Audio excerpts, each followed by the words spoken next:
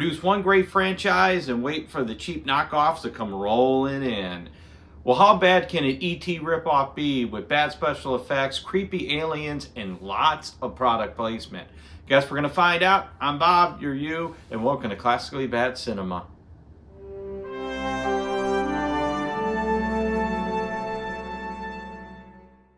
Back at Me was released in 1988 and centers around a mysterious alien creature, or Mac, who escapes from NASA and attempts to find his family with the help of a kid he befriends. Despite performing poorly at the box office, being panned by critics for being an E.T. ripoff, using an overabundance of product placement, and considered so bad that it resulted in Orion Pictures canceling the sequel, it's become a cult classic. Featured in the 12th season of MST3K and used in Paul Rudd's running gag with Conan O'Brien. God bless MGM for having the balls to leave their logo in. Orion too. Right away we meet Mac and his family. He was on a dying planet. What planet? No clue. What solar system? They never say. Although that looks like Saturn, so could it be? Dad searches for water using a straw. And I wondered if maybe that's what destroyed their planet in the first place. We cut away from the excitement of watching these four die of dehydration to a NASA probe. And what do you do when a spacecraft lands? Throw shit at it, of course. I want to know what it is and what it does. And if I can break it. When it begins taking planetary samples, the device, much like the special effects, and pretty much the film itself, sucks the family into it before ending its historic 2-minute mission and blasting off for its lengthy return to Earth. That's ignorant. For those already stressed out that this is pretty bad, well, yeah, it is. This sucks more than anything that has ever sucked before. Whatever planet they're from must be just down the block from NASA, because it seems the family survives the 10-minute trek back to Earth. As researchers examine a strange discrepancy with the probe, I just smell a wee in here. The aliens escape as specimens are unloaded and chaos ensues. I mean, hell, even this guy can't believe how much ass this film is. Mac gets separated from the family amidst the smoke and explosions, narrowly escaping and causing a deadly 3-car pileup. Not wanting to hang around, he hitches a ride in the back of a van driven by Janet Cruz and her 2 sons, Eric and Michael, who are moving into a new home near LA following the loss of their dad. Well, while Mac sips on cool, refreshing Coke and resting in the AC cool van, the rest of the family's wandering around through a frickin' desert. The next half hour, give or take, is going to be pretty monotonous.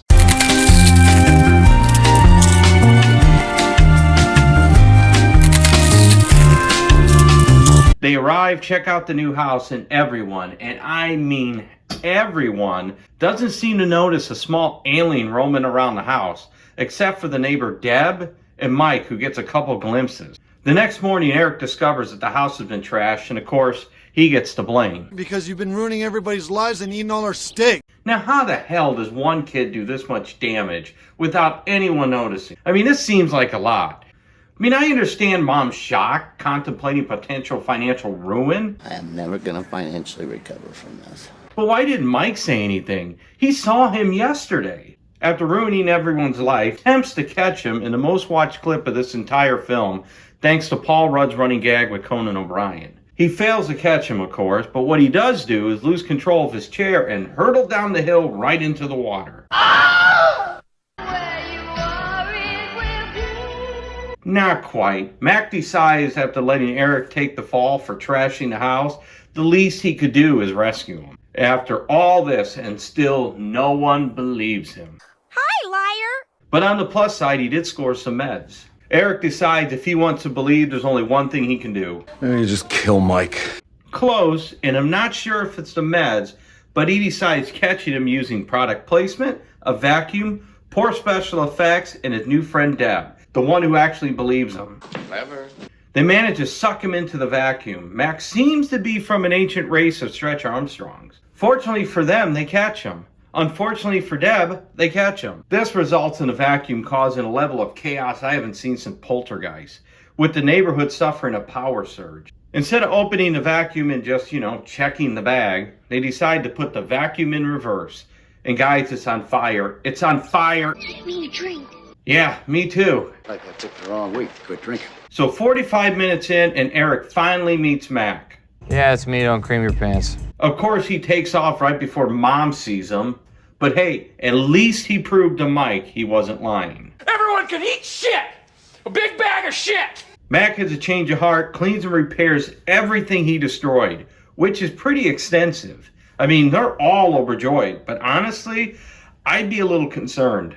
He sneaks into your house once, that's all it takes. Next thing you know, there's money missing off the dresser and your daughter's knocked up. Well, if you weren't tired of this shit yet... Want to hear the most annoying sound in the world?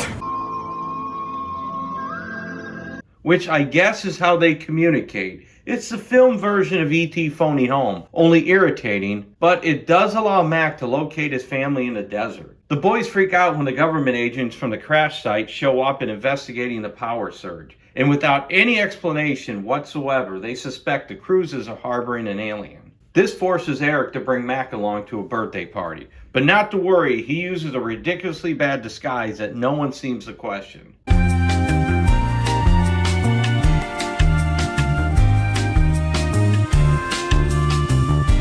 I'm absolutely amazed at how oblivious everyone is. Deb thought it was Eric's brother. Mike is like, whatever. The guy walking the dog thinks he's a pet. And Debbie's mom doesn't question the horrible disguise. And this all leads to the infamous McDonald's scenes. It's like I picked the wrong week to quit amphetamines.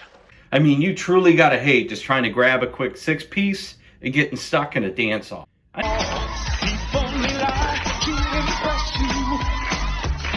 I think we can find something a little bit better to bust a move to. It's raining men. Hallelujah. Raining men. This scene is why I asked my kids working fast food if they were dancing at work. Don't encourage him, Ron. More agents arrive as Mac does a pretty shitty job keeping a low profile. You're a stupid dumbass. All this nonsense and no one's still like... This is getting mighty peculiar. Mac and Eric make a run for it E.T. style and score one for the agents for keeping up with these two. Well, at least until they change it up to Back to the Future style.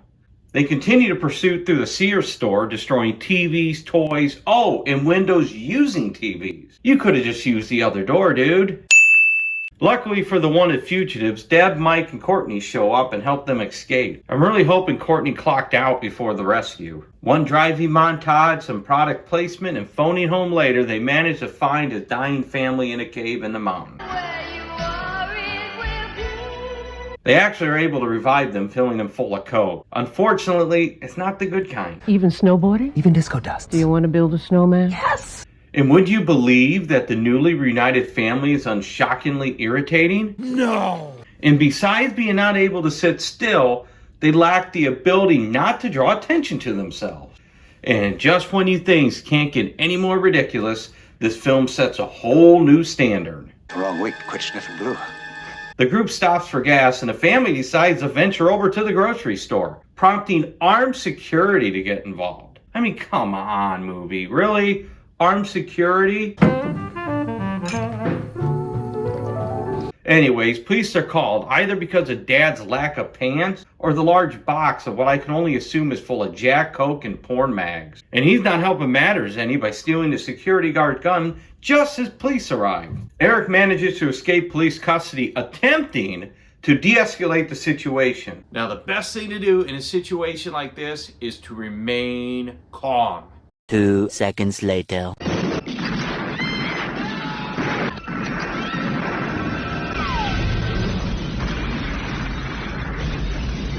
Shit. Damn, this is something else. They shoot Eric, they blow up a large store, destroy 7 cars, and incinerate 4 aliens. I'm not understanding. I really don't. I mean, do you just attract violence? I bet the report's going to say that the officer was merely cleaning his gun when suddenly it went off. An officer retrieves Eric's lifeless charred corpse away from the fire and devastation. And would you believe this film's about to get a whole lot worse? Oh shit. What if I told you not only do the aliens survive the inferno, Surprise, motherfucker. but with no explanation or the slightest hint prior, they're able to resurrect Eric from the dead. Even with a massive gunshot wound to the chest. You serious? Well, the film hasn't made much sense up to this point, so why should it start now?